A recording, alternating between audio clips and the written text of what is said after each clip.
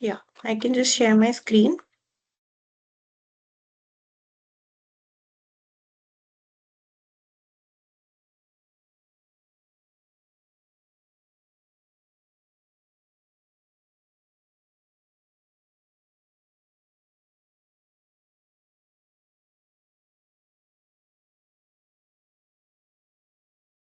Okay.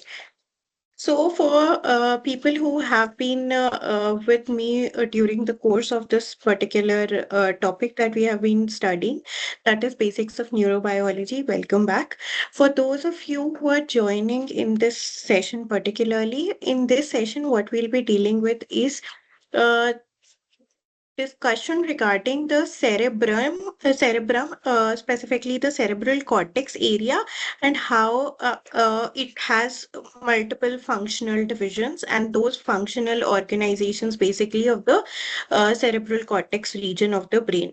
So before this, in the previous session, we have discussed in detail about various regions of the brain, starting from the posterior region of the brain, posterior and distal region of the brain.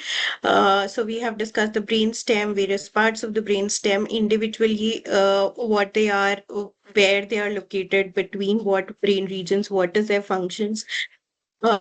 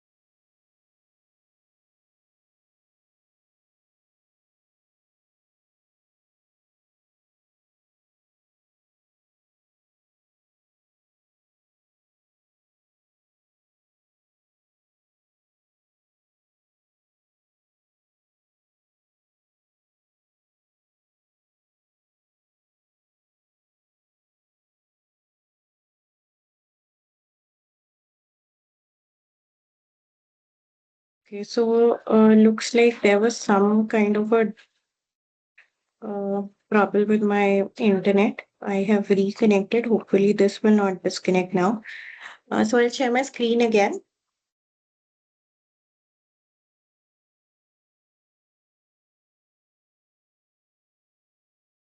Yes.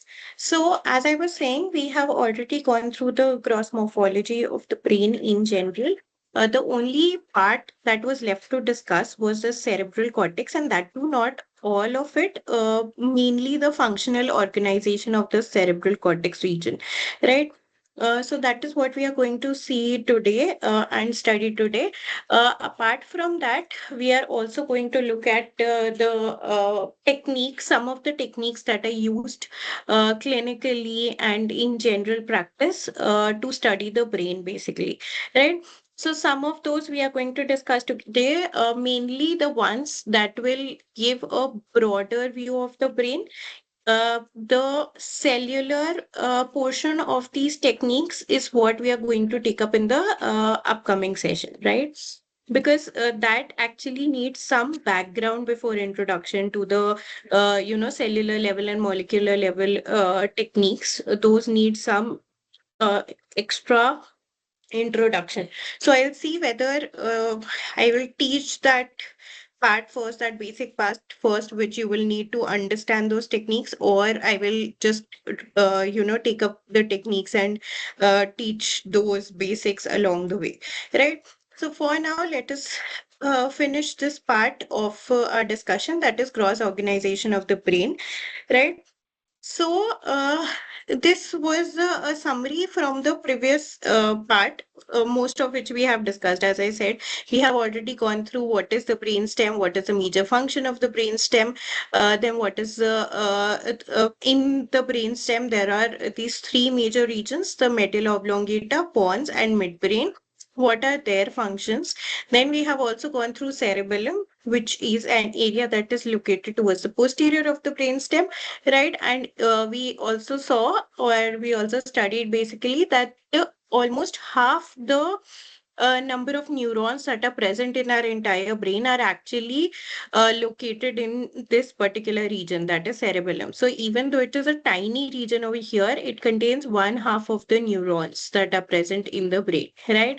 Then we also studied this region, that was diencephalon, and the various parts of diencephalon again: thalamus, hypothalamus, epithalamus, which consisted of two different glands, the pineal gland and habenular gland. Also, we saw that hypothalamus also is closely related to another gland, which is the pituitary gland, which can also be considered a part of diencephalon, right? Apart from that, I'm sorry for the noise if that is getting into my system, right? I will try to speak louder so that it will mask that noise. So, cerebrum is the largest part of the brain, right? So, this is something that we have studied time and again since when we have been studying brain, right? For the first time, we might have come across the brain study, in our school days, maybe. And even at that time, we might have studied the cerebrum is the largest part, right? So, this slide you can basically go through um uh, to understand the functions of these different brain regions, right? So then, just give me a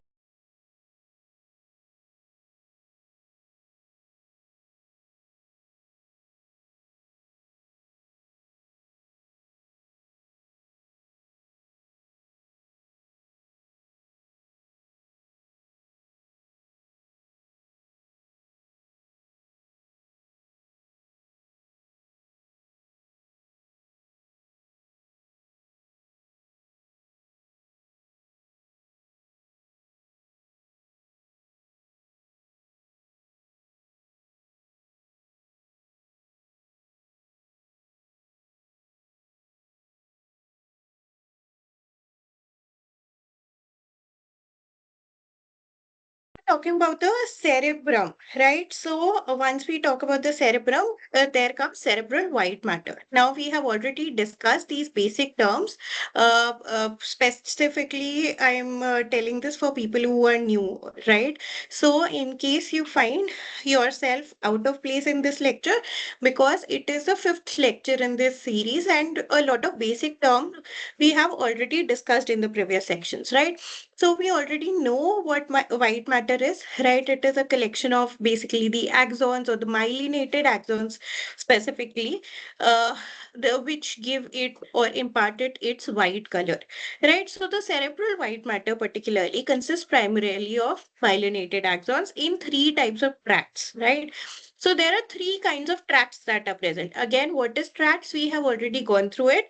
It is a collection of these axons that is present in the CNS, right? So it is similar to nerves, right? So nerves is a collection of these axons when we are talking in the peripheral nervous system, but when we are talking about it in the central nervous system, it is known as tracts.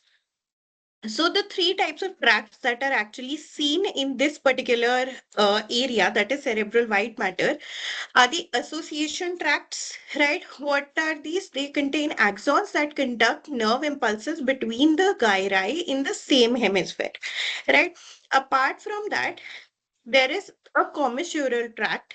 Now, what is a commissure? It is something that will connect two regions, right? So, these commissural tracts contain axons that conduct nerve impulses from the gyri in one cerebral hemisphere to corresponding gyri in the other cerebral hemispheres, right? So, there are two major commissures that we have. One is the anterior commissure and one is the corpus callosum, right? I think that is also mentioned over here. So, three actually. So, these two are the most important ones, and then there is a smaller posterior commissure also, right? So, what these commissures basically do is we know that our brain is divided, or our cerebrum particularly is divided into two hemispheres, right? So, it helps in the communication between these two hemispheres, right? So if these two hemispheres, for instance, did not communicate, and then there will be some kind of personality disorders, or some abnormal kind of behavior on our end, right? So, for instance, like this is not relevant to the course, maybe, but it is a very good example actually. So, I was reading this book, Phantoms in the Brain, I think the name is. So, it is written by an Indian origin American neurosurgeon actually, and that guy has basically, it is a very intriguing book. What he has written is, collection of, what he has faced with his patients, right? So different kinds of accounts he has put forward, like how there were multiple patients that came to him with the phantom limb syndrome. What were they describing it as? What is the science behind it? How does he describe it as? These kinds of accounts are present in that book. In that, there was one instance in which this guy had this neurosurgeon had a patient who had been referred to him after undergoing a reference with a psychologist, a psychiatrist, a neurologist, etc. So what she reported was that basically, I think, if I'm not wrong, that her left hand is trying to kill her, is what she kept saying. Now, if a person comes up to you and says that, you will probably feel that it is the person is, not thinking straight, or the person is, mad or something. There is some kind of mental illness they are going through. They are imagining things, something like that. And that is exactly what has been thought of, by various, even, medical practitioners that this woman had been going to, right? That thus they have, referred her to a psychologist, psychiatrist also. But once after there was no resolution, and she kept saying the same thing, she was also, referred to this neurosurgeon, and what he suggested was a theory that it is possible that the left half of your brain and the right half of your brain are not interacting. So there is either, some commissural tract that is missing, due to which, this tendency might be there. So there are inbuilt instincts and homicidal tendencies also that are there in some people's brains itself, but there is logical reasoning to counter that also, right? So it might be possible that this homicidal instinct was acting upon, and the other part of the brain was not able to, counteract that. So that is what he said. So at that time, obviously, there is no way of finding that out for sure. There is no definite diagnostic test, right? It happened so that a while from then, this woman, she passed away, and an autopsy in her was done for her brain, and it was actually found that I think the corpus callosum was a commissure that was actually missing in her brain. So, which is why it might have been possible that some part of her brain had a suicidal instinct, and the other part of the brain was not able to counteract that, right? So they were thinking as two separate brains, right? Only once this part of the brain acted upon and tried to maybe you know, kill her in some way, only then could this brain, see what was happening this side of the brain and then act upon it so that it could protect itself, something like that, right? So, in fact, there are, you know, uh, a the functioning of every part of the brain is so important, right? Because there are disorders people might not have even thought of that could occur, just because some region of the brain was not developed, was not present, was damaged, etc., right? So, it is actually, a wonder. Our brain is a wonder, and everything that is working in our life, uh, if we are able to talk to people, if we are able to respond to things, if we are able to, live as a healthy individual, that is, supreme in its own sense. So, yeah, the third type of tract that was present was a projection tract. So, these projection tracts contain axons that conduct nerve impulses from the cerebrum to the lower part of the CNS, right? So, this we have already understood, like gone through in the previous lecture. What is this lower part of the CNS? It contains the, diencephalon, those parts, thalamus, hypothalamus, the brain stem parts, medulla, pons, and uh, midbrain, and spinal cord, right? And from the lower parts of the CNS to the cerebrum, right? So it is relaying things from the cerebrum to lower part to cerebrum. An example is the internal capsule, a thick band of white matter that contains both the ascending and descending axons, right? So that is the example that is given. Then comes the basal nuclei, right? So basal nuclei is also another, region that is present in the brain. Now, anybody who has anything to do with the, neuroscience, neurobiology, you might not have come across the term basal nuclei that often, but basal ganglion is actually a more common term, right? So earlier, this was the same region that was called as basal ganglion, right? But since we have also gone through this, the ganglia is basically a collection of cell bodies that is present in the peripheral nervous system, while nuclei is a collection of cell bodies that is present in the central nervous system, right? So that is why this area was renamed, because ganglia was a misnomer. So now it was renamed to basal nuclei. So deep within each cerebral hemisphere are three nuclei that are present, right? These are masses of gray matter, right? So gray matter consisting of cell bodies of neurons, unmyelinated axons, then glial cells, blood vessels, etc. All these come in the matter itself. These are collectively termed as the basal nuclei, right?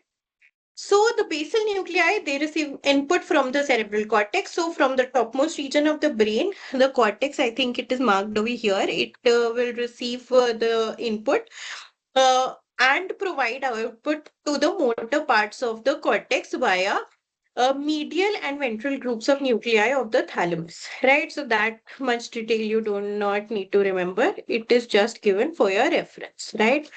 Then comes the limbic system. Now, I hope you have come across this word limbic system before. If not, we are going to study it right now, right? So, limbic system is something that is basically going to counter or, tend to your emotions also, right? So, encircling the upper part of the brain stem and the corpus callosum is the ring of structures on the inner border of the cerebrum and the floor of the diencephalon that constitutes the limbic system, right? So, it is basically at the junction or a part where the junction of the cerebrum and the diencephalon are meeting, right? So in a sagittal section of the brain, now it is drawn over here what a sagittal section is, and we have discussed it multiple times before. So uh, this region is actually the limbic region, right? So we will study what all this amygdala and all are in the limbic region. Actually, this is the limbic region, right? So the main components of the limbic region are the limbic lobe. Over here, I can't spot it. So maybe in this, representation, it is not visible, right? The dentate gyrus, this region, which is a part of hippocampus essentially. Uh, the septal nuclei, that again over here I cannot, the septal nuclei. The amygdala, the olfactory bulbs, the fornix, striata terminalis, striata medullaris, medial forebrain bundle, and mammillothalamic tract. All these are the major components of this limbic system, right? Now, what is the function of this limbic system? Uh, First, there is some more information regarding it that this limbic lobe is a rim of cerebral cortex on the medial surface of each hemisphere, right? So, uh, both in the right and the left hemisphere, there is some, middle ground that is present. That rim that is present around that middle region is the limbic lobe, right? It includes the cingulate gyrus and lies above the corpus callosum, right? So just where the corpus callosum is, just above it is the cingulate gyrus region, which is a part of the limbic lobe, and the parahippocampal gyrus, which is the in the temporal lobe below. So temporal lobe is towards this end of the brain, right? Towards the lower part of the brain. The hippocampus is a portion of the parahippocampal gyrus that extends into the floor of lateral ventricle. Now, these smaller regions, you do not really need to remember where everything is, right? Bigger regions, yes, you should know where cerebellum is, where cerebral cortex is, where the pons is, where medulla is, where midbrain is, and relative to each other, where these things are, right? Bigger regions, yes. Smaller regions, you do not need to remember all these details, right? So we are going to skip this. Uh, yeah, just something we are going to skip.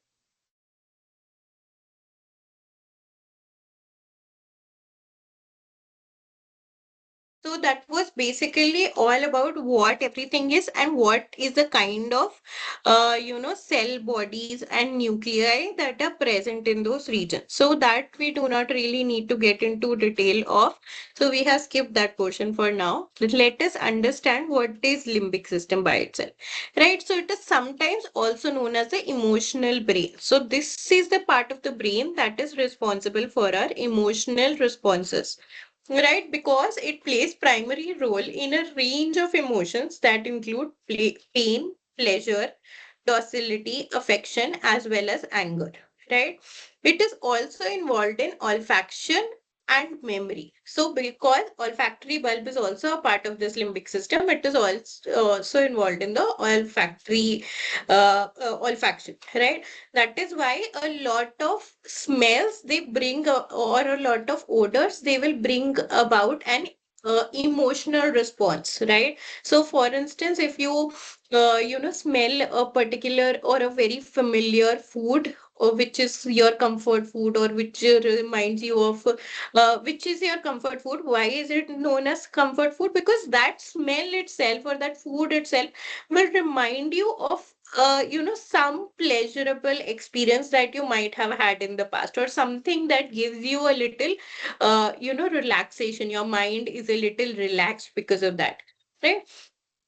So that is why, these associations are there with these odors. Some odor will remind you of, some loved one, for instance, that, oh, this smell makes me think of this particular person, right? That particular person always smells like this. So these emotional responses are very closely linked to olfaction, right? This is the reason. Stimulation of other limbic system areas in animals produces tameness and signs of affection, right? So, for instance, because that had been said, for instance, they have given an example of a cat, right? So, signs of affection or tameness meaning that if a cat's amygdala is stimulated, right? So, this portion of the brain is the amygdala. Similar portions of the brain are present in all mammals, right? Obviously, in us, in our case, our cortex is much more developed than other animals. So there's much more functionality here, but amygdala is also present in other mammals, right? So, for instance, over here in a cat, right? So, if a cat's amygdala or certain nuclei of the hypothalamus is stimulated, it produces a behavioral pattern called reach, right?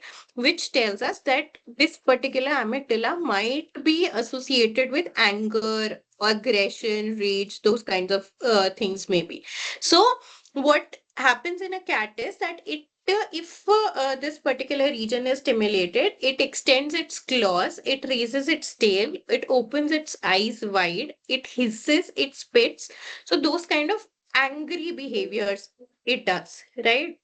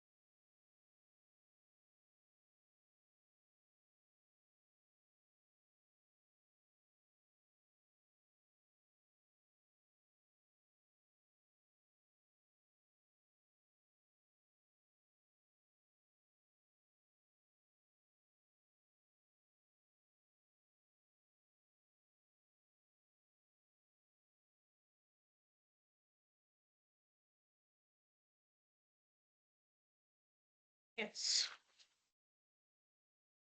So, they have also tried the opposite of this. So, if it is stimulated, it gives a aggressive response. But what happens if this particular part is removed from the brain of an animal, right? So, if that happens, then the animal lacks fear and aggression, right? So, that means that this particular part, that is amygdala, is responsible for these two major emotions, that is aggression and fear, right? So if somebody is very fearless, maybe the amygdala in that person is not very well developed, right? And that happens in case of babies also, right? But they learn also over time. So there are multiple responses that are actually going on over there.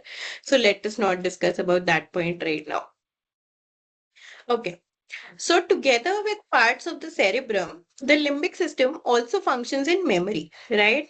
So, cerebrum is the major area where intellectual cognitive functions of the brain are actually taking place, and along with that, memories are also mostly being stored over there, right? So, along with the cerebrum, limbic system is also functioning in that memory storage, right? Because it is the part that is responsible for emotion, right? So you can think of it as something that will sort memories, maybe. We don't know definitely if that is what is it is doing, but it could be possible that it sorts particular memories according to what is the kind of emotion that is linked for us with that memory, right? So it has been seen that damage to limbic system causes memory impairment, right? So that has been reported in case of patients as well.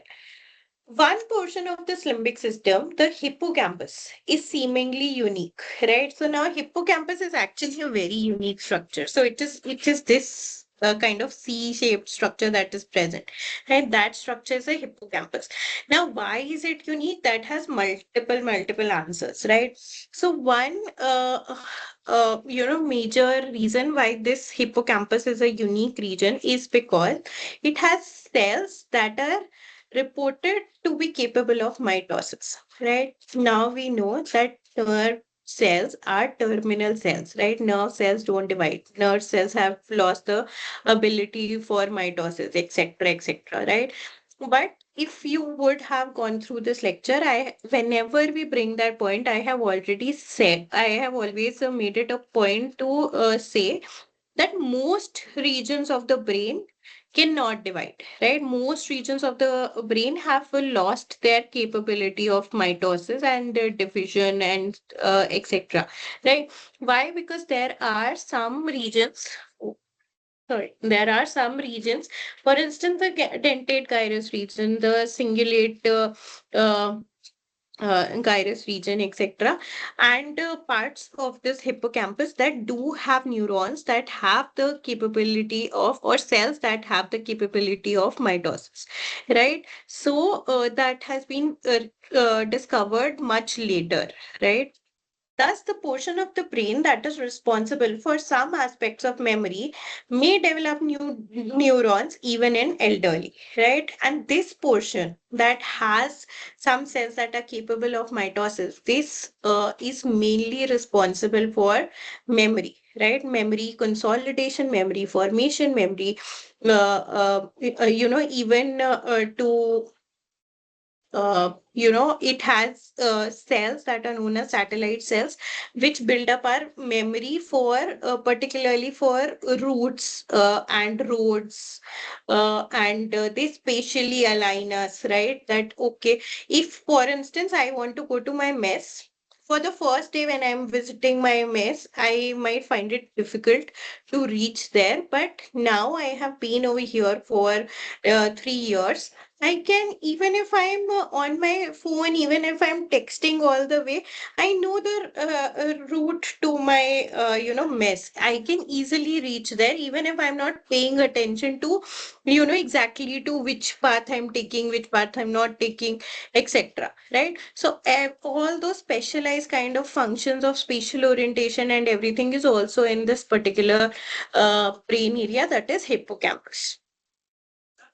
Then let us talk about the functional organization of the cerebral cortex, right? So, what is functional organization? We are going to study very soon, right? So, it is basically how different areas of this cortex are performing different kinds of function, right? So it could be that one area is performing multiple kinds of functions also, or multiple different areas are responsible for one function.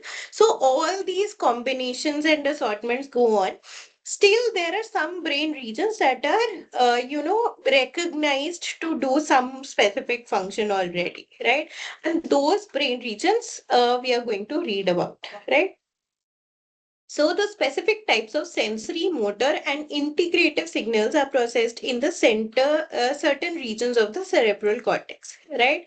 So cerebral cortex is the seat of intelligence, the seat of cognition, etc., right? So this is where the sensory inputs are eventually coming. This is where the decision is being made as to what is going to be the response, or what is going to be the motor output or motor reflex, or what are we going to say, which is also a motor reflex, right?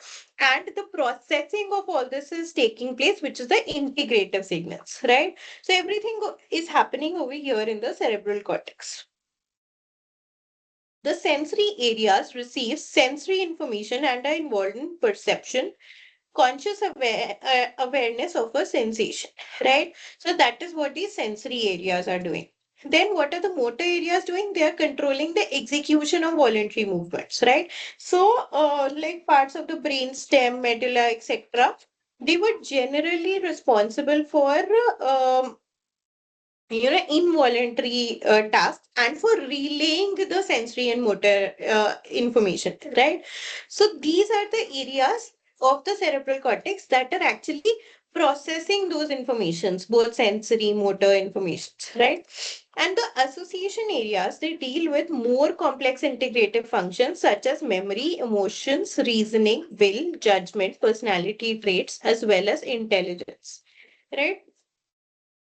Then, when we speak about sensory areas, these sensory impulses may arrive mainly in the posterior half of both the cerebral hemispheres, in the regions behind the central sulci, right?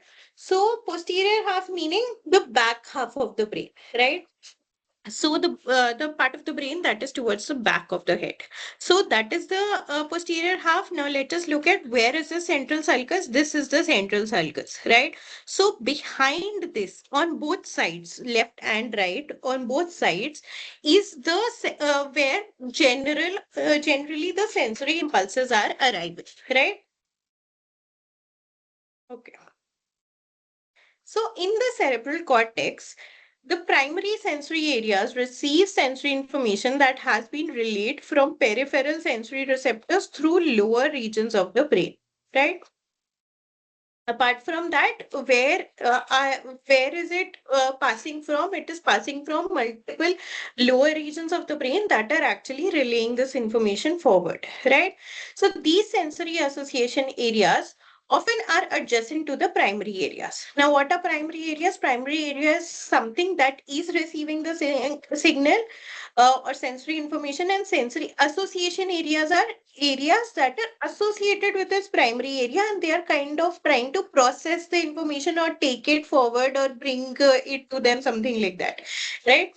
They usually receive input from both the primary areas of the brain and from other brain regions, right? So these association areas are receiving information from this part of the primary area also, or where the sensory information has come, and from other brain area also, maybe that will be responsible for motor functions, etc. So they are trying to associate these responses. Then these areas integrate sensory experiences to generate meaningful patterns of recognition and awareness, right? So what does that mean? It might be possible that a person is, for instance, looking at something, but if the brain function is not functioning at that time, sometimes you just stare, uh, you know, uh, through people, right? Because you are thinking of something else. So that area might be, involved in some other function of the brain. Even if you are staring at someone, you are not able to look at them, right? Although you are staring in that direction, your eyes are over there, means that the signal is going through your eyes, just that the brain is not comprehending what you are staring, right? And that person might be feeling that you are staring at them, but you are not aware of that fact. Sometimes that happens. I hope that has happened with you or somebody, so that you know that it is a normal thing, right? So why does that happen? Because maybe the sensory association areas are not able to process that information, right? The primary information is coming to the brain, but it is not being processed, right? uh, these kinds of areas are also very important, because not just perception is not just receiving a signal is important, but perception of that signal is also important. For instance, if you talk about vision impairment, there are two kinds of vision impairment. Now there are multiple kinds, but two broader kinds of vision impairment will be that there is some problem in your eye, some portion of your eye, or the path that takes the information from the eye to the brain, that is faulty, the optic nerve is faulty, due to which what is happening, the signal itself is not going to the brain, right? The second kind could be, so that's why you are not able to see anything. The second kind could be that your eyes are absolutely fine, right? Your optic nerve is also absolutely fine. So the signal is being received by the eyes, it is going to the brain. But the area of the brain that is processing that information, or that is supposed to process that information, is not functioning well, right? Or it is damaged somehow. Maybe there was a incidence of stroke or something, due to which that area is damaged. The neurons in that area are dead, right? So that information, although it is being relayed to the brain, it cannot be processed by the brain. It cannot make sense.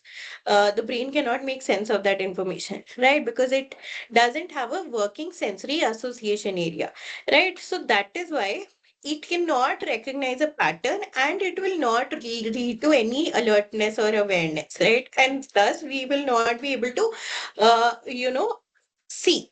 So that is also a kind of visual impairment, because our brain is not processing what we are seeing, right?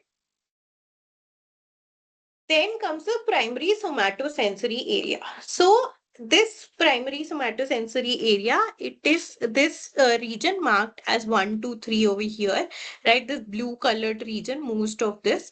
It is located directly posterior to the central sulcus. So this is the central sulcus. Just posterior to it is this primary somatosensory area, right? This we had these two areas we had studied last class also. This is the primary motor area, and this is a primary somatosensory area. So motor is just anterior to central sulcus, and somatosensory is just posterior to primary sulcus, central sulcus. So it is present in each cerebral hemisphere in the postcentral gyrus of each parietal lobe. Okay.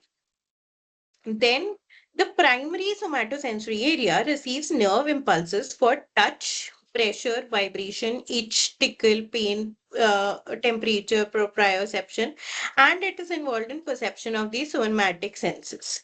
Right? So this is an area which is receiving these information directly, and it is also involved in perception of these senses. Right? So the map of the entire body is present in the primary somatosensory area. Each point within the area receives impulses from a specific part of the body. So, for instance, we are saying that the somatosensory area is spanning both the hemispheres, right? So, that doesn't mean that,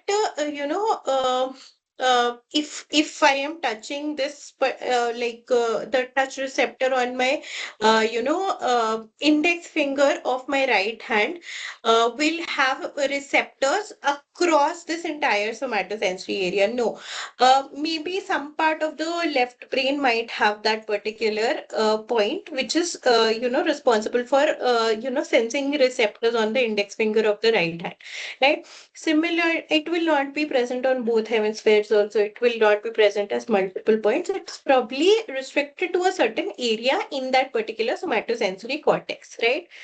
So, uh, the size of the cortical area receiving impulses from particular part of the body depends on number of receptors present there rather than on the size of the body part. Now, what does this mean? It simply means that the region that is allocated in this primary somatosensory area, in this area for a body part, is not dependent on how big the body part is. It is dependent on how much because it is somatosensory, so sense receptors should be there. So how many receptors are present for that area on that body part, right? For instance, my arm is really long, right? And my fingers are really small. But most of the touch sensation that happens, or that I encounter on a daily basis, are happening through my fingers, not through my arms, right? So my arms will have lesser amount of receptors as compared to my fingers, which will have many receptors, right? So the area that will be dedicated to my fingers in the somatosensory area will be more as compared to my arm, even though arm is a bigger organ, right? Similar goes for the legs, similar goes for other body parts as well, right? Yeah. So this, this kind of a outlay is known as a sensory homunculus, right? So homunculus is basically an oddly shaped individual based on how much portion in the sensory cortex is allocated for different brain regions, right? Based on that, there is a structure, there is a uh, what is it called? Sculpture of a human that is formed, which was known as sensory homunculus, right?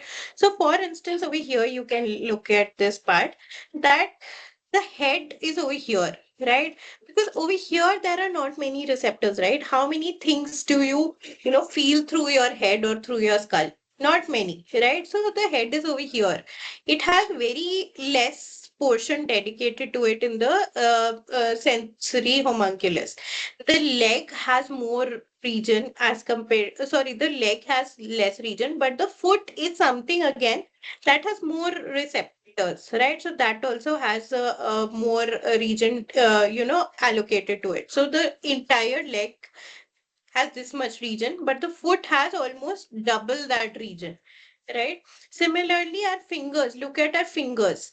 Look at our palm. Our palm has double, triple the size of the region that is allocated for our forearm, elbow, arm, etc. Right?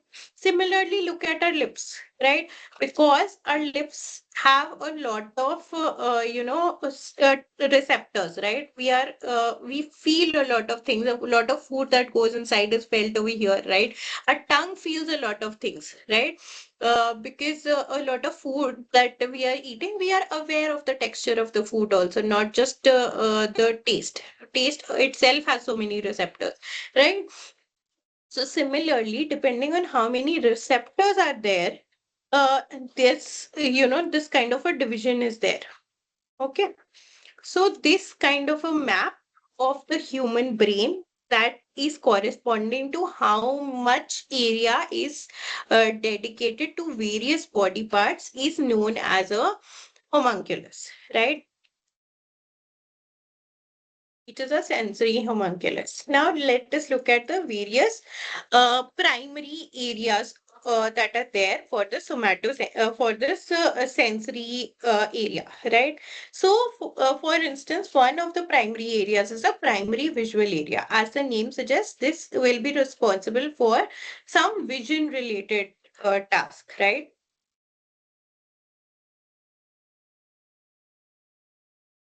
So this primary visual area is located at the posterior tip of the occipital lobe, right? It is mainly on the uh, medial surface next to longitudinal fissure and receives visual information and is involved in the visual perception. It receives visual information, also it is involved in perception of that information. Then comes the primary auditory area. Now, all these are very, straightforward. As the name suggests, this is responsible for, it receives information for sound and is involved in auditory perception. Similarly, primary gustatory area. Now, gustation meaning taste, right? The taste receptors are gustatory related. So, this particular area receives impulses for taste and is involved in gustatory perception and taste discrimination, right? So then comes the primary olfactory area. It is, we can skip where it is located. It basically receives impulses for smell and is involved in olfactory perception, right? Then comes the motor areas. So till now, what we were studying, we were studying the sensory areas in the brain. So that was one aspect of the functional areas of the cerebral cortex. Now let us look at the motor areas, right? So motor output from the cerebral cortex flows mainly from the anterior part of each hemisphere, right? So this part, the posterior part was sensory related. Anterior part is what? Motor related. So it is located in the precentral gyrus of the frontal lobe. This is the primary motor area that we are now talking of, right? So like there was a primary somatosensory area, there is a primary motor area, which is this red colored area, right? As is true for the primary somatosensory area, a map of entire body is present in the primary motor area, right?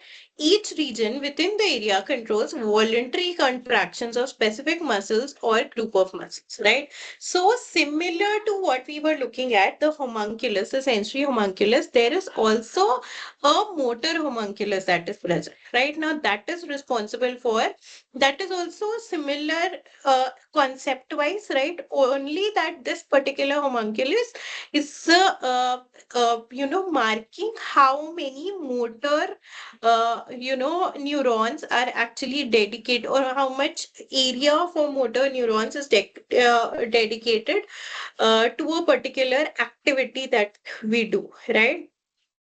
We will look at the primary motor area also very soon. That homunculus, motor homunculus also very soon. So electrical stimulation of any point in the primary motor area causes contraction of specific skeletal muscle fibers on the opposite side of the body, right? So again, in the previous class, we have actually seen why it is the case that the right side of the body is controlled by the left brain, the left side of the body is controlled by the right brain. We have looked at that reasoning in the previous class, right? Over here, what they are saying is that because the anterior portion of our head is responsible for this motor, responses. So if we are stimulating any area in this primary motor region, it will basically lead to some kind of a skeletal muscle contraction in some part of our body, right? So, yeah, different muscles are represented uniquely in the primary motor area. More cortical areas were devoted to those muscles involved in skilled, complex, or delicate movements, right? For instance, walking is not a very complex movement, right? But forming words, talking, right? Chewing, these are still more complicated or or complex movements, right? Then, for instance, if I'm trying to type something, if I'm trying to write something, that is also a skill, right? So that is also a particular kind of skilled movement. So more area will be dedicated to my hands again. Then, uh, you know, yeah. So you can see over here how much portion does my hand have, right? Because my leg is walking, running, etc. There are skeletal muscles involved, but they do not need a lot of thought, right? There is no complexity over there. So not many neurons have to, be focused on that one function. Some neurons can take charge of that function, right? But hand on the other hand, right? There are n number of things that we can do with our hands, right? We will cook also, we will write also, we will use our phones, our tablets, our laptops. We will change, we will clean, we will change, hardware, etc. So there are multiple things that we are doing using our hands for, right? So see how much area is dedicated to that. Similarly, look at how much, as compared to the face, look at how much area is dedicated to the lips, jaw, tongue, then swallowing, mastication. So, lips, jaw, and tongue basically because they are involved in vocalization, right? Vocalization is one of the most complex tasks, right? Look at how many different organs are actually involved in this vocalization, right? It is your tongue, your lips, your teeth have to be in order. Then your pharynx, larynx, everything has to be in order. Your breath has to be in order, right?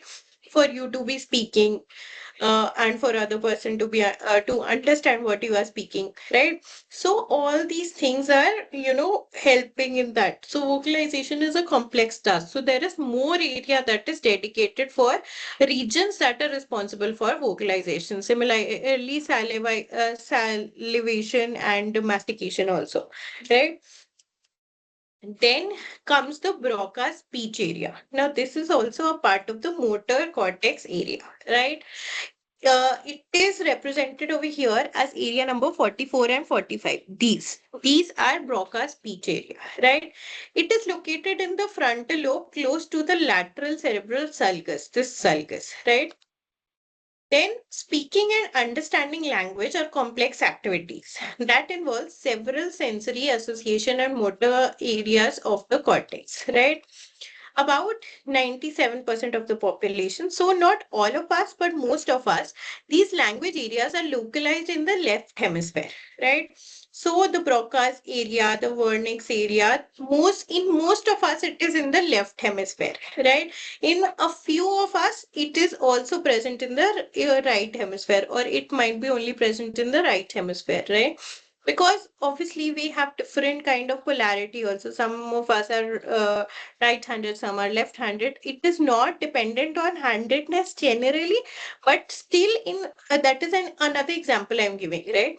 Still, in some cases, it could be possible that instead of left hemisphere, it is localized in the right hemisphere, right? For instance, you would have heard of cases wherein the heart, instead of being a little bent towards the left end side, it is bent a little bent towards the right side.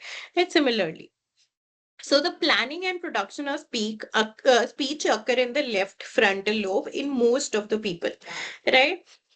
In when we talk about association areas, then, right, so we are done with sensory areas, we are done with motor areas. Now we will discuss the association areas, right? So what are these association areas? They are areas of cerebrum which consists of large areas of occipital, parietal and temporal lobes. So not the frontal, the occipital, parietal, and below that the temporal lobe, and the frontal lobes, and oh, it does contain frontal lobes also. So frontal is over here, anterior to the motor area. So this is frontal, this is parietal, this is occipital, frontal, occipital, parietal. Okay, I'm a little confused between which one is occipital, which one is parietal, but this one is temporal, definitely, right? This is frontal, this is temporal. I think the back one is parietal and the middle one is occipital, if I'm not wrong. So association areas are connected with one another by association tracts. Right now, what are association tracts? We have already studied. They are bunches and bundles of axons that are going and connecting different brain regions to one another.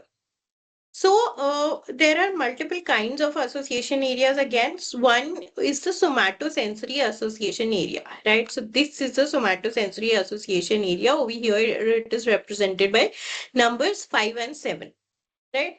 So it is just posterior to and it receives input from the somatosensory area, that is this one, as well as from the thalamus and other parts of the brain. So that is present towards the inner side of the brain. So that cannot be seen in this representation, but it also receives input from these regions, right?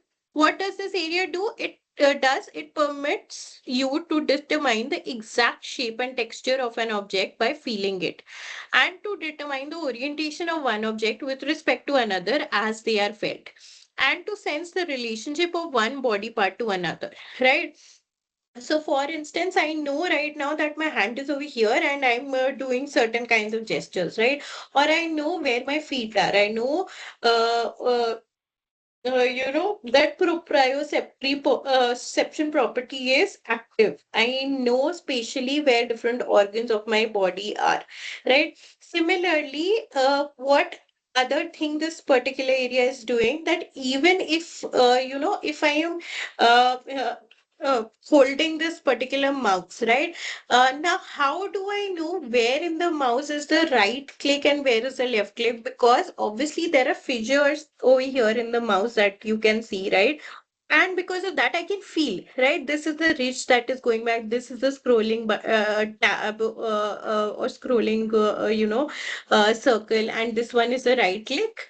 And over here, there is nothing. And this one is the left click, right? Even though I'm not directly seeing it, just by feeling it, I can make it out, right? Because that is the work of my somatosensory association area, right? Another role of the somatosensory association area is the storage of memories or of past somatic sensory experiences, enabling you to compare current sensations with previous experiences, right? So, for instance, I have not always known that this is how I'm going to use this particular mouse, right? uh, there might have been a first time that I had used a mouse, right? In that time, I might have understood that, okay, this one is this area, this one is this area. If I touch this area, this thing happens. If I touch this area, this thing happens, right? So again, that memory is maintained in this particular region only, right? So it is not just helping me do a task. How is it helping me do a task? Because it is going and looking for experience also, prior experience also, that I might have had a memory of already having done that task, right? Then comes the visual association area, right? It is areas 18 and 19. So this is the visual association area, right? It is located in the occipital lobe. So I was wrong. This is the parietal lobe then, and this is the occipital lobe. And it receives sensory impulses from the primary visual area and the thalamus, right? So these are the two areas that is receiving its sensory impulses from. Yeah. It relates the present and past visual experiences and is essential for recognizing and evaluating what is seen, right? For instance, I can see the structure and I can say it is the brain, right? But if I show the structure to a kid, will that the child know that it is a brain? No, right? Because they have never seen the structure. I have already seen the structure, similar structure, and my brain can work in a way that it can recognize the structure now, right? If I see you for the first time, I might not be able to say who you are, right? But if I have met you a number of times and I see you, I might be able to, recall your name, right? So that is what this area is responsible for. Then comes the facial recognition area, right? So now, actually, the second part of what I was saying in the visual, uh, uh, uh, visual sensory area, the second part of that actually is a different area by itself, right? So areas 2021, it is not 2021 and 37.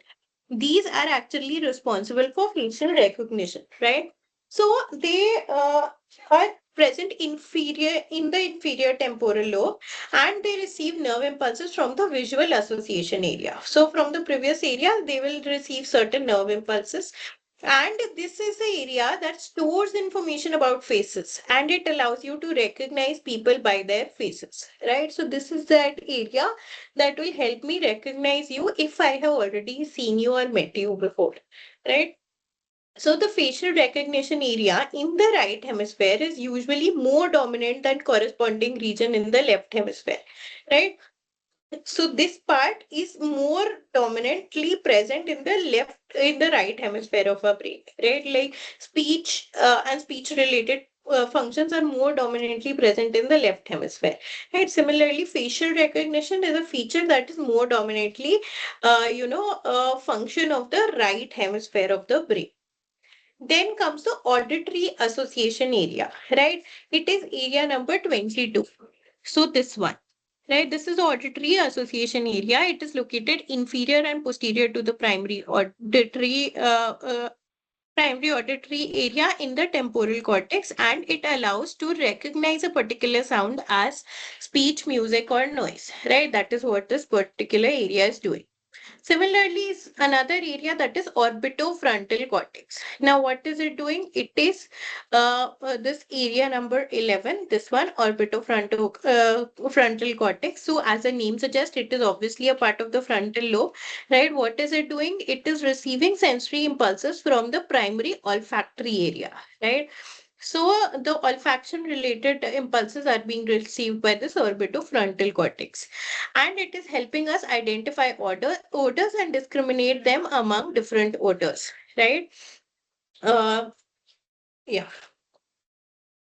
During olfactory processing, the frontal cortex of the right hemisphere exhibits greater activity than corresponding region in the left hemisphere. Again, like we said, that the facial recognition region is more dominant in the right hemisphere. Similarly, orbitofrontal cortex is also more dominant in the right hemisphere, right? Then comes the vernix area, right? It is the posterior language area, that is area 22, and possibly also areas 39 and 40, right? These are the vernix area. Now, it is a broad region in the left temporal and parietal lobes that interprets the meaning of speech by recognizing spoken words. So, it is basically uh, trying to perceive what the other person is speaking and trying to make sense of that, right? It is active as you translate words into thoughts, right? Even if I am, thinking of if I am listening to words and I'm translate and I'm thinking about something, this area is still active.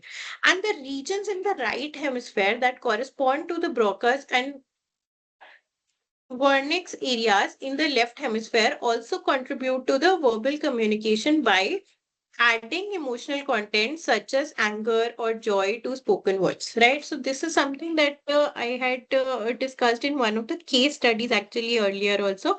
So where this Broca's and Wernicke's region is present in the left hemisphere, corresponding to that region is another region that is present in the right hemisphere, right? And this right hemisphere region is also responsible for some communication related task only. But instead of, these consolidating words, listening to words and making sense of those words, instead of these things, what it is actually responsible for is, associating these words to emotional aspects of our life, or to understand the tonality of what is being said, right? If for instance I'm trying to make a sarcastic comment, right, it might be a normal statement, but how is it sarcastic? Because of the way I'm saying it, right? So the tone matters, right? Somebody could approach you and look at something that you have prepared, and just make a facial expression like this, that what is this, and I can't really teach you anything, right? And there could be another person who would, look at something that you have made and say, oh, wow. And like the expression would be like, oh, wow, right? And then followed by the same exact words, oh, I can't really teach you anything, right? So that means that this first person was, appalled by something that you had maybe drawn or done, and they did not want to teach you, or they found you really incapable to learn a specific thing. And the second person was really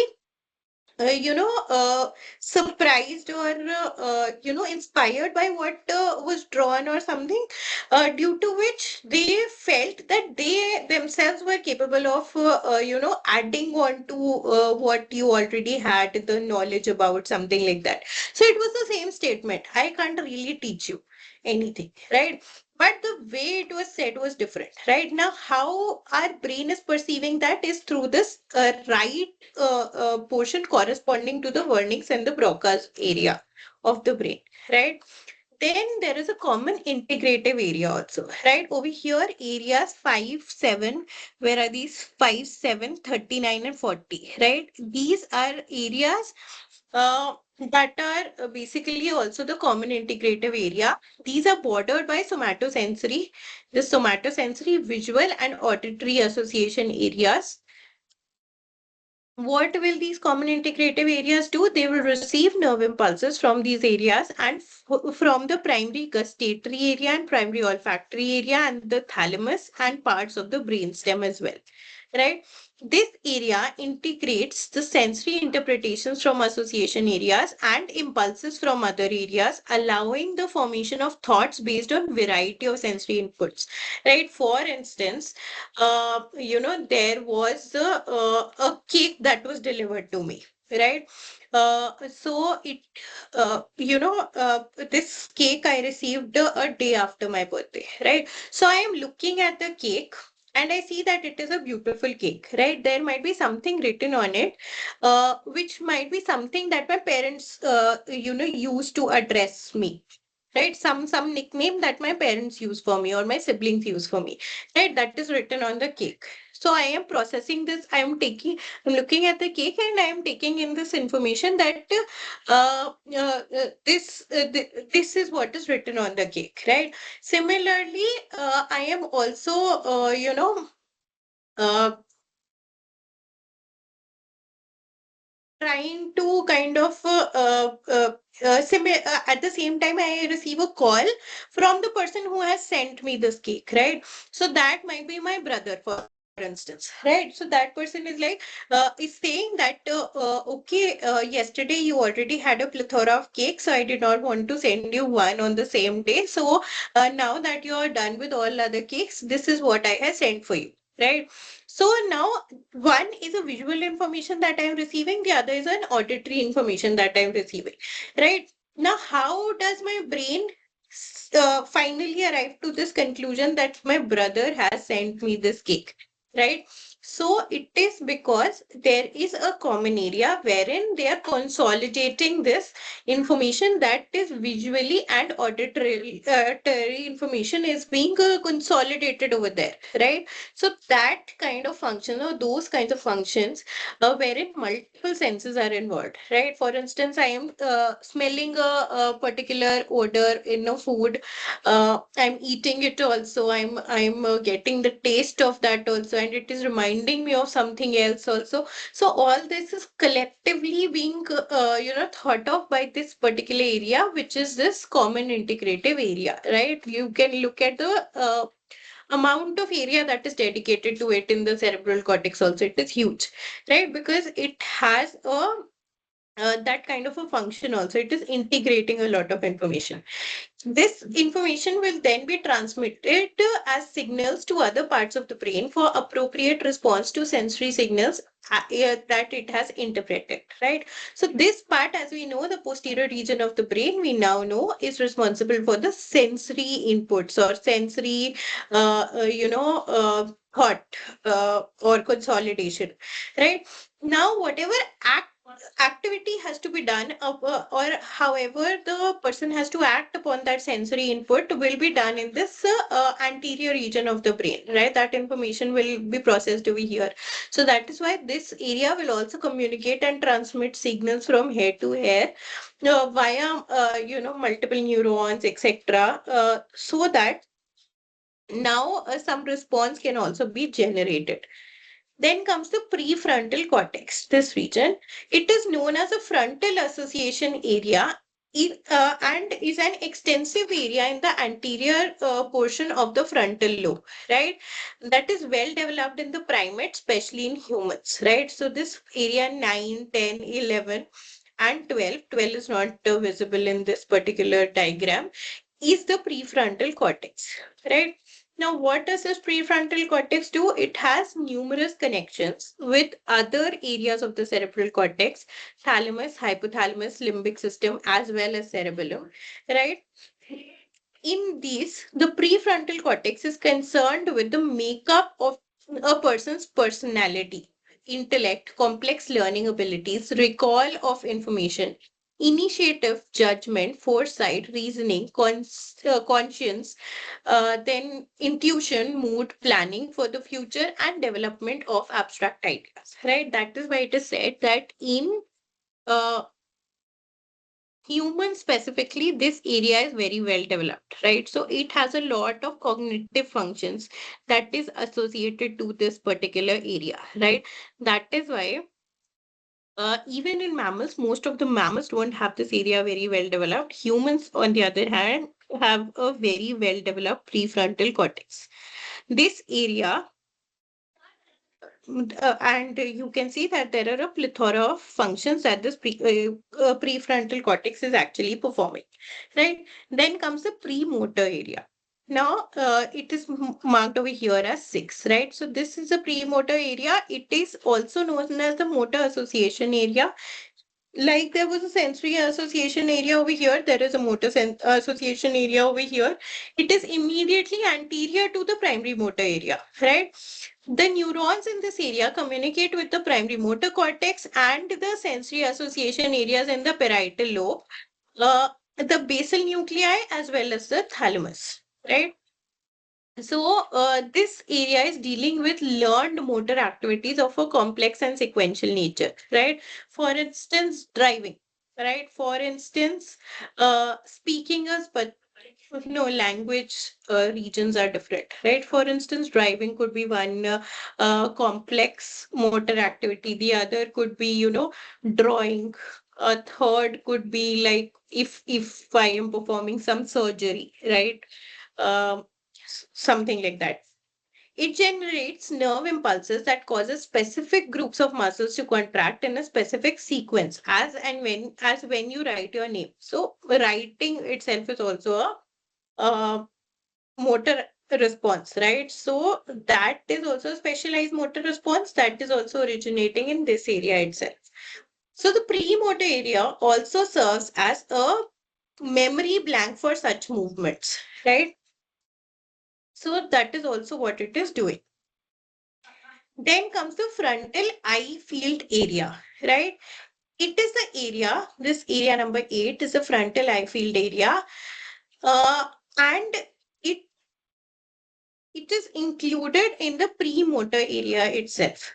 It controls the voluntary scanning movements of the eyes, like those you just used reading this particular line, right? So for that, there is a separate dedicated area, right? That brings us almost to the end of this part of the discussion about the functional,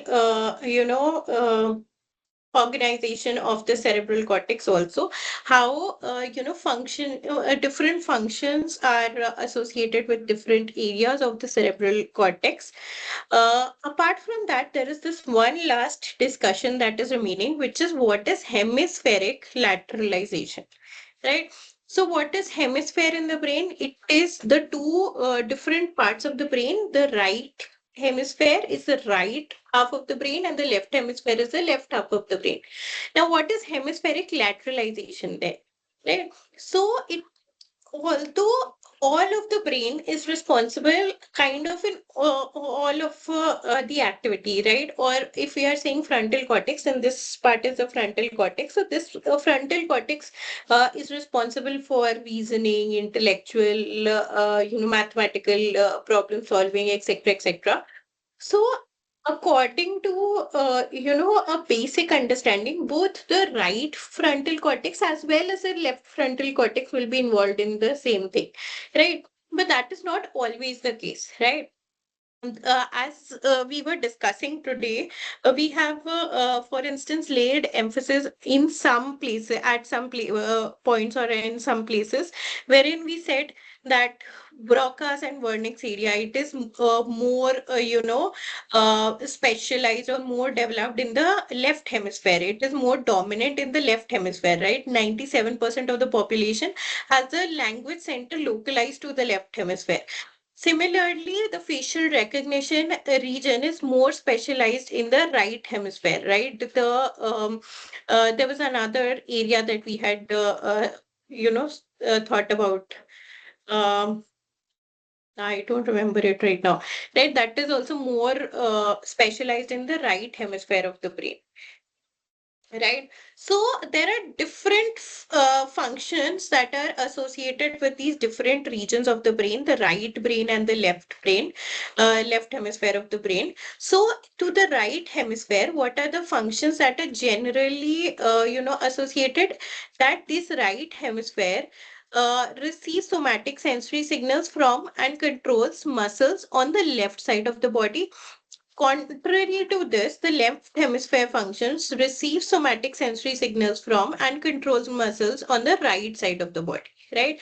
Then the left hemisphere is responsible for reasoning, for numerical and scientific skills, for ability to use and understand sign language, spoken as well as written language. And person with damage in the left hemisphere is often exhibits aphasia, right? That is inability to form words or speak sentences, or understand sentences, right? Then the right hemisphere functions as in musical and artistic awareness, in space and pattern perception, in recognition of faces and emotional content of facial expression, in generating emotional content of language, such as was like how it has been said, whether the tone was angry or the person is feeling sad, just by what they have said, that determination is also in the right hemisphere. Generating mental images to compare spatial relationships, identifying and discriminating among odors. Patients with damage to this right hemisphere regions that correspond to the Broca's and Wernicke's area in the left hemisphere speak in monotonous voice, right? So they will not probably change or alter, if they want to lay emphasis on a particular thing, they will still not, be able to talk in that way, right? They will just, like for instance, if I had to read out this entire thing, I will just say functional difference between right and left hemisphere receives somatic sensory signals from and controls muscles on left side of the body, musical and artistic awareness, space and pattern perception, something like that. In one tone, they will speak. They will not emphasize any point. They will not be able to, right? Also, they have lost the ability to impart emotional inflection to what they say, right? So even if we are saying anything, or even if you are saying anything, they will not be able to convey through tone, or they will not be able to understand your tone also, right? So, what is hemispheric lateralization then? Because we know that the brain is, like most of our other body organs, is also bilaterally symmetrical. Although it is almost symmetrical on the right and left sides, right? Some left areas might be a little more developed, some right areas might be a little more developed. Although it is almost symmetrical, there are subtle and anatomical differences that are present between these two hemispheres that exist, right? Also, there are some physiological differences that exist, right? Like functionally, also a little different they are. Although the two hemispheres share performance of many functions, each hemisphere also specializes in performing certain unique functions. This functional asymmetry termed as hemispheric lateralization, right? This is what is hemispheric lateralization. Now, another, interesting point is that this hemispheric lateralization or restriction of, certain functions to certain regions or certain hemisphere of the brain is seen more in case of males than females, right? If we talk about human males versus human females, if there is some damage to the Broca or the vernix area in males, they will definitely have aphasia. But it is generally not the case if there is a damage to this Broca's or vernix area in case of women, right? Because they have similar development in their speech areas and language centers on the other side of the brain as well, right? So the hemispheric lateralization in women is less extreme than in case of males, right? So that is just another add-on point. So after this, we can skip to the study of the techniques that are used to basically look at the brain, right? So this was one of the table that I have used before, maybe in lecture number 2, when we were quickly discussing about the contemporary, contemporary history of neuroscience, right? And how some of these techniques have been able to, uh, you know, um facilitate those discoveries or facilitate our understanding of the brain. So these are the methods of cognitive neuroscience that can be characterized according to the spatial and temporal resolution. This is a slide I have picked up from that particular topic, wherein we were actually discussing spatial and temporal resolution. So that we are not going to discuss again today. For those of you who want to see that part, it is in lecture number 2, right? It is a part of lecture number 2, wherein we have discussed what is spatial resolution, what is temporal resolution, which kind of technique is better, in which provides which kind of resolution better. Right, we have studied it over there. Over here, what we will be studying is individual techniques. What are these techniques? What kind of information do these techniques give with respect to the study of brain, and what is the principle behind that? Right, that is what we are going to see. And as I told in the beginning of the session itself, we are going to talk about these major techniques today, right? The major imaging techniques, or the non-invasive or minimally invasive ones. These ones that are more at a cellular and molecular level, we are not going to discuss right now. These require some additional basics. So this we are going to pick up in the upcoming lecture. or if while preparing I decide that the basics are really relevant for this. So after we are done with the electrical nature of these neurons, how various signals are transmitted and all that, after that probably I will tell you about these cellular and molecular level techniques and how to study that, right? For now, we are going to discuss this portion of these techniques, right? So give me a very short break. Let me have water and we can begin with.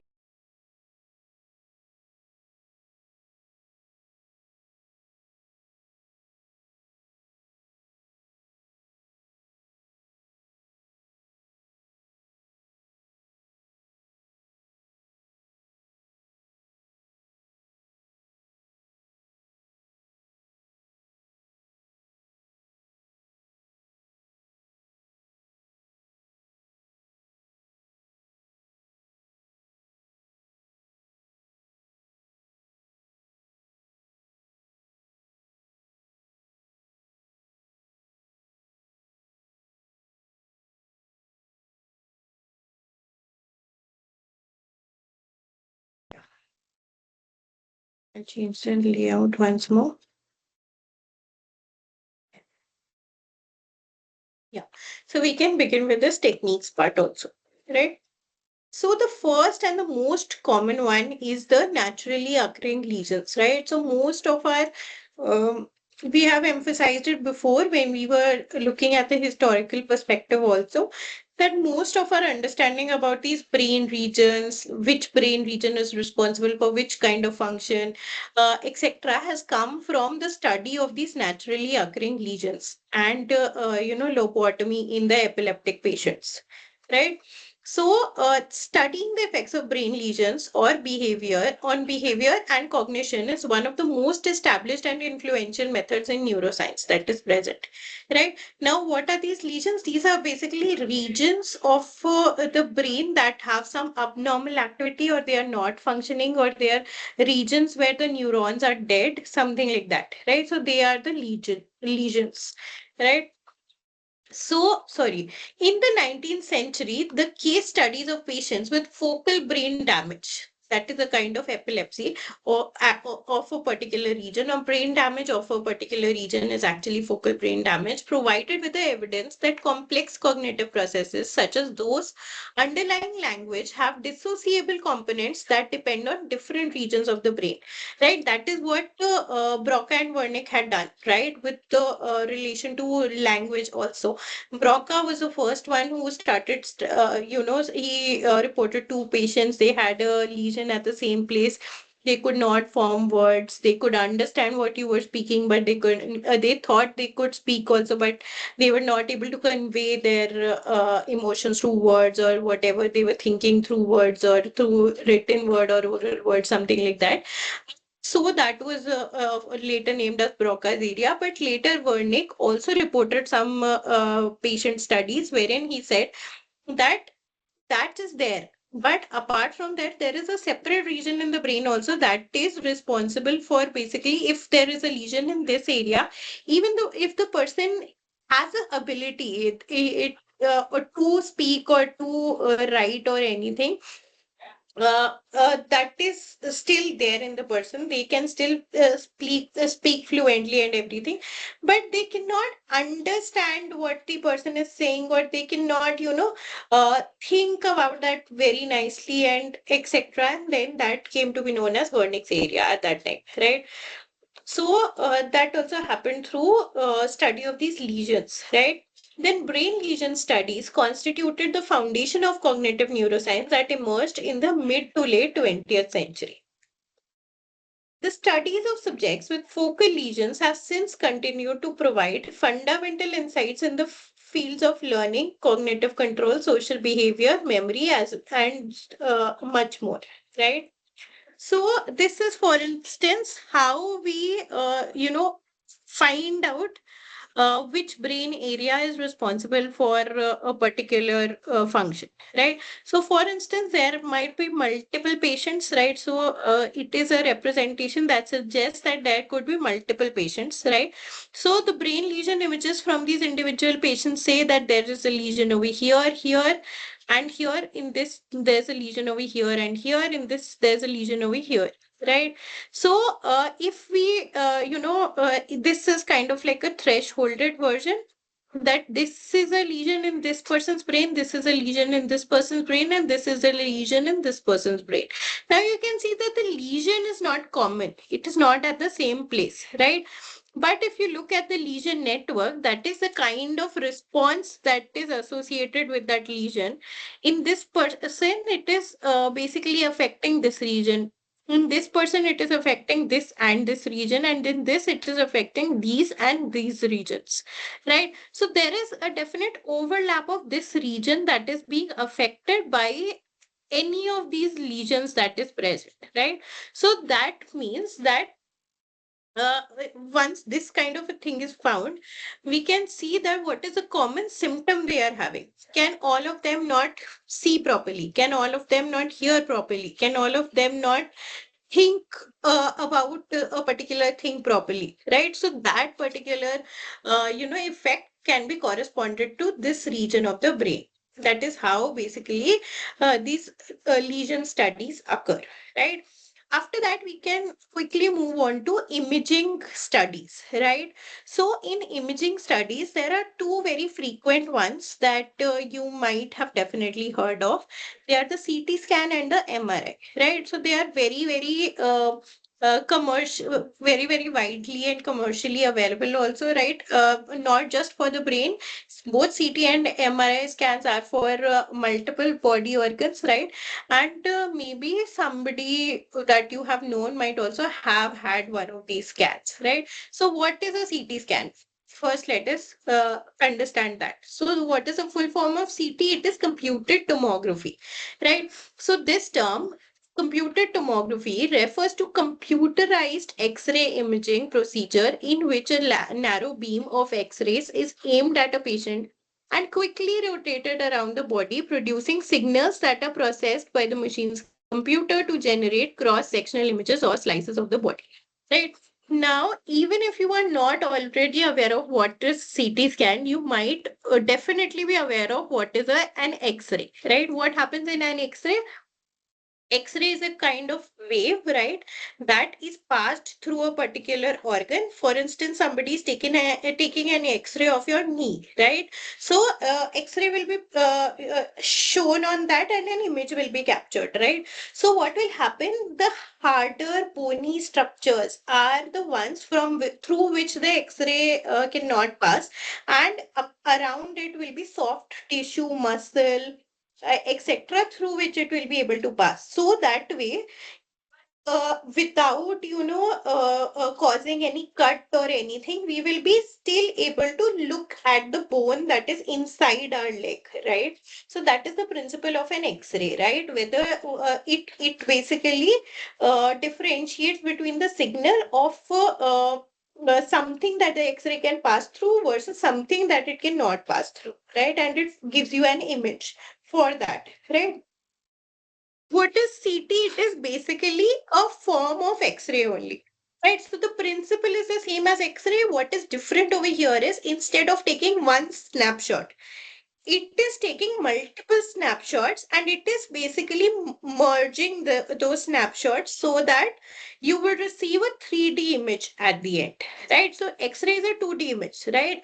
What happens in CT is for instance, my knee was kept like this, right? And then the X-ray took an image over here. X-ray was shown, image was taken over here. Then this X-ray moved 360 degrees around my knee and took an image from all these angles, right? And then it consolidated those images, right? So it is a 3D version of an X-ray, right? Now, how is that more important? We will see, right? What is the principle of a CT scan? CT scans are created using a series of X-rays, right? That is what I said, that instead of one snapshot, They are taking multiple images while it is moving, right? And then these multiple images are consolidated, which are created using series of X-rays, which are a form of radiation on the electromagnetic spectrum. Now, the scanner emits X-rays towards the patients from a variety of angles, and the detectors in the scanner measure the difference between the X-rays and the that are absorbed by the body and the X-rays that are transmitted through the body. These pictures are then sent to a computer wherein they are combined to create images of slices or cross sections of the body, right?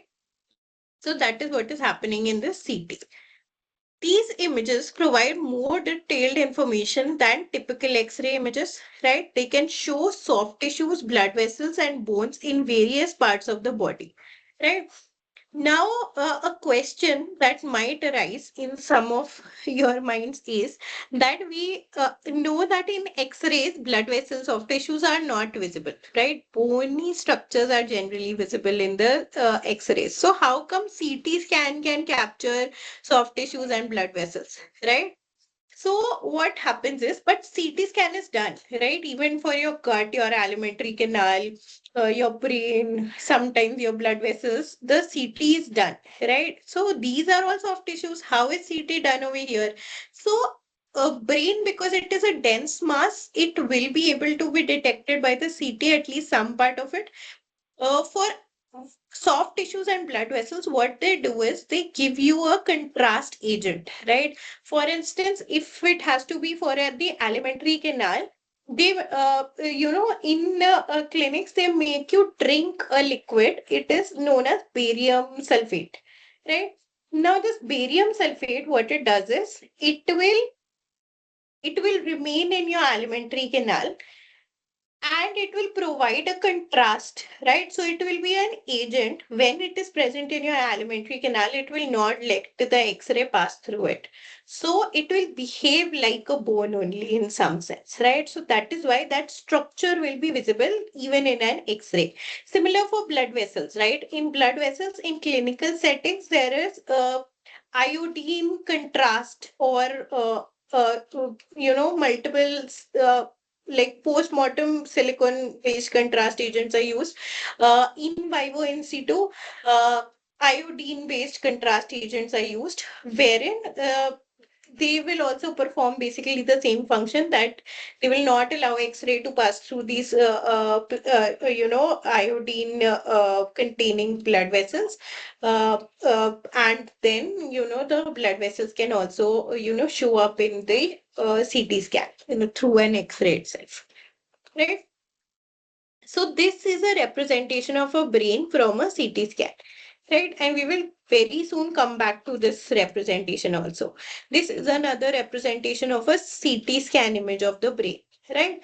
Over here, you will be able to see that although you can see the gross structure of the brain, right? How it is, how big are these ventricles over here, etc. But you cannot see any of the ridges or anything over here, right? That is actually the draw of CT scan, because it is an X-ray based technique. It is not, and brain is a soft tissue. It is not that potent, right?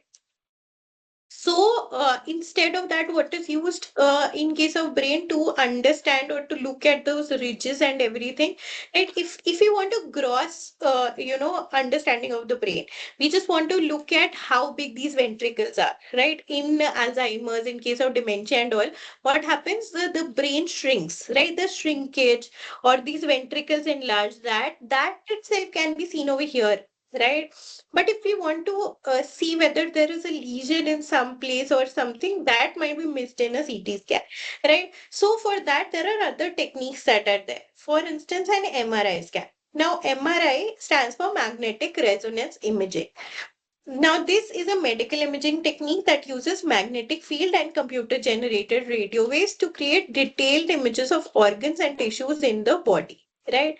Now, what is the principle of, okay, before that, it is also the most sophisticated imaging methods that is used in clinical medicine, right? There are obviously more sophisticated methods than MRI scan also, but this is one of the non-invasive ones that is most widely used and it is accessible to most people, right?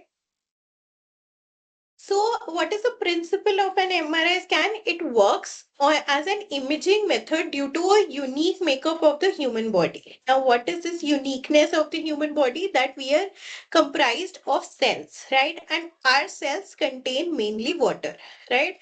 And these waters have hydrogen ions in them. Right. So what this MRI scan does is that there is a magnet that is embedded in the scanner which can act on these positively charged hydrogen ions and can cause them to spin in an identical manner.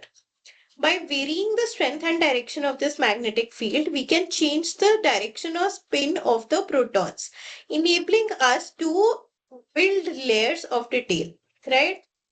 So when the magnet is finally switched off, the protons will gradually return to original state in a process known as precession. Fundamentally, the different tissue types within the body return at different rates, and it allows us to visualize and differentiate between the different tissues of the body. Again, for instance, if I was looking at my knee, right? If I was looking at my knee through an MRI scan, I will be able to make out the cartilage that is present between my knee, the supporting, menisci that are present, the cushion that is present, this muscles that are present, supporting my knee, then the ligaments, the tendons, etc. Everything I will be able to see through an MRI scan, right? This is the principle behind it, right? Because uh, the the level at which this precession will happen will be different depending on which tissue type it is, right? So that is why the we will be able to distinguish between these different features, right? So this is a visual representation of what was said, that the MRI scanning is basically based on excitation and relaxation of protons, right? This is what an MRI scanned brain looks like. Now, over here, you can see as compared to the contrast, as compared to the CT image that we were seeing earlier, how much more of the brain morphology can you make out over here, right? Let me quickly skip back to that slide. Look at the brain over here through a CT scan versus look at the brain over here through an MRI scan, right? Can you make out how different it is, right? And it is, in a lot of sense, it is much better than the CT scan, right? Obviously, it is costlier also. Similarly, over here, we are comparing these two. This is the same brain, wherein once a CT scan was done and then an MRI imaging was done. You can see that over here, this lesion is present, right? It is kind of thought of as, could kind of be thought of as a lesion over here through the CT scan, but it is definitive when this MRI scan was done, right? Over here, we know for sure that there's a lesion or there is loss of neurons over here, something like that. Over here, it is not that definite, right? It could just be some artifact of the CT also, right? Then there is a special type of MRI actually that is present, which is only applicable for the brain. This is known as functional MRI, right? MRI you can do for all body organs, but this functional MRI is specific to the brain, right? It is known as fMRI. It produces images of blood flow to certain areas of the brain, right? So this functional MRI is a type of MRI that can show which areas of the brain are most active, right? It can track and compare that activity to what you are doing at the time and can help map the brain activity also. Also, it is often used for planning surgery or similar procedures inside the brain, right? Now, what is the principle of fMRI? It is relying on a principle of blood oxygen level dependent imaging, right? So the idea is that if a brain area is active, it requires oxygen, right? If any part of a body is active, it will demand oxygen, right? And what is the organ that is bringing oxygen to this brain region? It is blood, right? So, if you monitor blood flow in the brain, you will be able to, understand that which area of the brain is more active, right? So when neurons in a particular region of the brain become active, they require more oxygen. Oxygen is carried by blood, and the fMRI detects the relative changes in the oxygenated and deoxygenated blood in a particular area, right? So this is what a fMRI scan looks like, right? So you can see based on with what the person might have been doing, the areas they alter, right? The which area is active at which time is altering, and that is being lit up as this yellow colored area. Then comes PET scan. So now that we have already understood what fMRI is, this has a similar principle to it, right? So now first let us understand what is PET, right? It is basically positron emission tomography. It is a scan that or an imaging test that can help reveal the metabolic or biochemical function of the tissues and organs, right? Also, it uses a radioactive drug called a tracer to show both typical and atypical metabolic activity. Now, when we were monitoring blood flow, then also it was kind of, following metabolic activity, but over there was no metabolite involved. We were not directly looking at oxygen also. Right over here, this tracer that we are looking at is basically going to it is a radioactive tracer of glucose, right? And the brain actively demands glucose, right? As I told you earlier, that 20% of the body's glucose is dedicated to brain, right? Which is a very small organ in that. But brain requires fuel, and that fuel is only glucose. So only glucose can fuel your brain, and that is provided to it again by the blood. Right, so this radioactive tracer is a radioactive form of glucose, right? If it is if the brain is, taking glucose and utilizing it, because it now has a radioactive label attached to it, you can monitor where it is going, right? That is what is done in a PET scan. So, for instance, this is a machine of a PET scan. It is very similar to a CT scan or an MRI scan machine also, right? It has a rotating scanner, and this is what a PET brain scan looks like, right? So a PET scan is often can often detect atypical metabolism of the tracer in diseases before the diseases show up on other imaging tests such as CT and MRI. Right. So that is why this is an important test, because it even preclinical symptoms. If you are having preclinical symptoms, they can be probably diagnosed by a PET scan definitively, right? Maybe it can still not be seen on a gross anatomical level, so that is why you cannot see it in a CT or MRI, but physiologically that difference is there, so that PET scan can help you find that yes, this is the case, this is where the problem is, this is what is going to go bad in the future. You can start taking precautionary medicine, you can start taking preventive medicine, etc., right?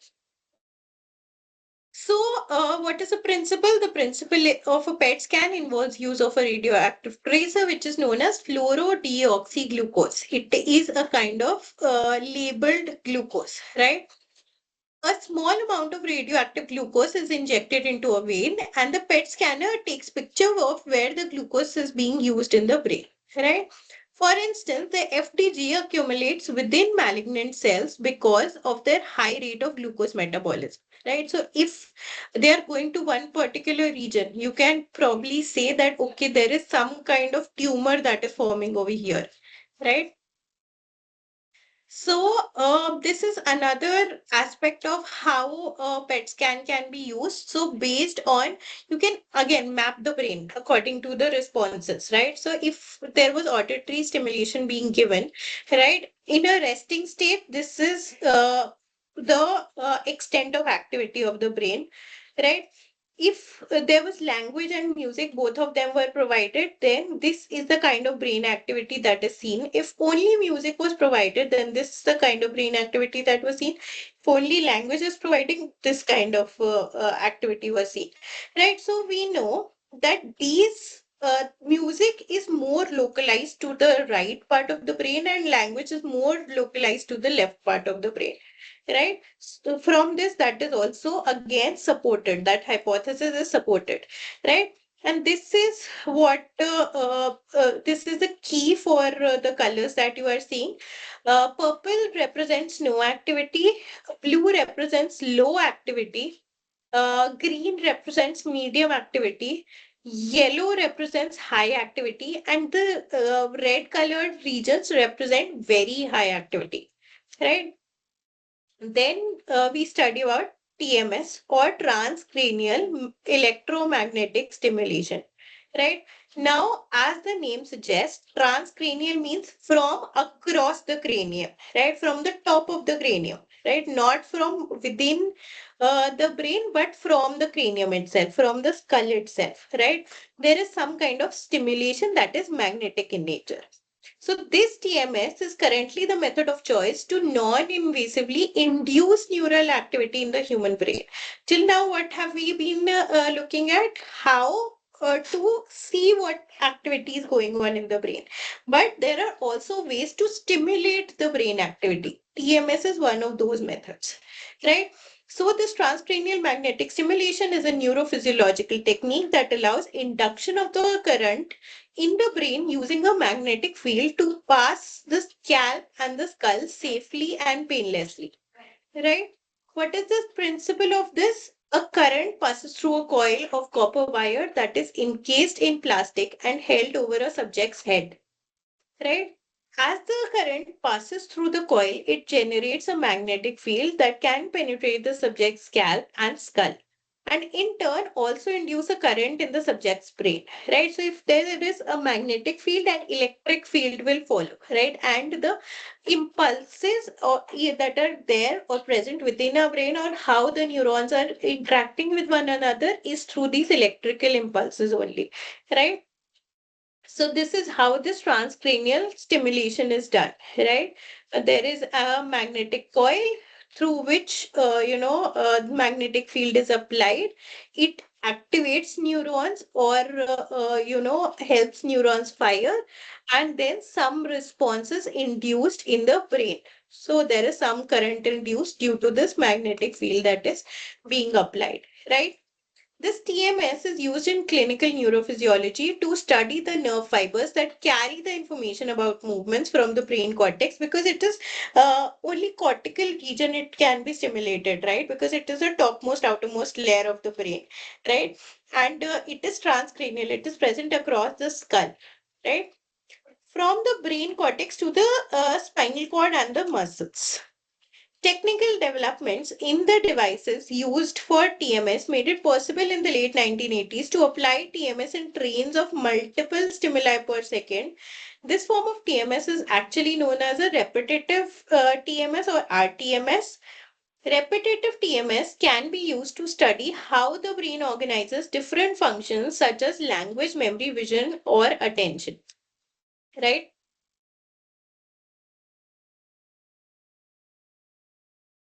Uh, So this is not to tell you what that this is the way to cure depression or anything. I am not saying that, and it is some a thing that is picked from a commercial website also. So that you should not believe anything that is said. But over here is a representation of the altercations that can be brought about by using TMS, right? So TMS is being used to fire neurons, right? To help neurons fire. So in this is a representation from depressed patients, brain of depressed patients, and over here you can see that the activity that is represented in this white and pink color is much low in this brain, right? So in depressed patients, the electrical activity in certain area of the brains decreases, right? But after TMS application, you can see even if it is transient, only for a few minutes or something, the brain activity in these patients increase, right? It is actually used as a therapeutic strategy for multiple cases also. TMS is used as a therapeutic strategy as well. But at the same time, it should also be known, because TMS is, making the neurons fire. It is not selecting one bunch of neurons and making them fire, right? It would go haywire also. And the people who are receiving this kind of stimulation, they might have epileptic seizures or convulsions, even if they did not have any history of epilepsy or anything, right? Only solely this technique can also cause that harm. So it is very essential that somebody who really knows how stimulate the brain should only be doing this, a very practiced person. Also, despite that, these, risks are always there. Then we can discuss MEG. I think I have prepared until MEG for this particular class. So we'll prepare MEG, and then the other techniques we'll take up in the consecutive lectures, right? So, in the brain cells, or the neurons interact with each other by generating tiny electrical voltages, right? The electrical impulses, the action potentials, etc. We have not discussed them in detail till now. The flow of these electrical current produces a magnetic field. The MEG detects and records and analyzes these magnetic fields using sensitive magnetic sensors. So, in the previous one, what was happening? We were stimulating magnetically, and an electrical signal was being induced. Right over here, what is happening? An electrical signal is already there, and we are detecting it through a magnetic field, its magnetic field, right? Because these two go hand in hand. So the strength of magnetic field that your brain produces is very small. So providers need highly specialized systems to pick up the signal. These sensing systems consist of small, high-resolution coils coupled to devices called squids, or superconducting quantum interference devices. Right? There are more than 300 of these sensors inside a helmet that fits over your head during this particular test, that is MEG, right? Uh, it These sensors in helmet and specialized computer software work together to detect and record activity of the neurons as you lie still or complete a series of tasks such as listening to sounds, looking at pictures, right? Again, these tasks are done so that your brain activity can actually be assessed while you are performing those tasks, and while your brain is also being monitored, right? MEG records both normal and abnormal brain signals every millisecond. These magnetic fields show up on anatomical image of your brain on the computer and screen to map out where specific brain activities originate and when they activate, right? So this is an example of a MEG magnetic encephalography setup, right? And you can see that there is a screen attached to this one. So maybe there are some visual cues that are being given. And this is a representation of the brain images that is, shown by this MEG on the computer software, right? And it represents basically which areas of your brain are activated at what time point. At that time point, you can check what were you doing, and maybe at T0, there was some stimulus that was given, and at T350, the response to that stimulus was the maximum, right? Something like that can also be deduced over here. So that is it from my end for today. As I said, a few techniques are left that we will discuss in the upcoming lecture. But today we have already discussed, we have finished discussing the organization of the brain. We have also discuss some of the major imaging related techniques that are used to study the brain, right? So that part we are done with. I hope you are able to follow these lectures. If there is any doubt, you can let me know. I'll also end the recording. So we will take up the rest of it in the next lecture, right?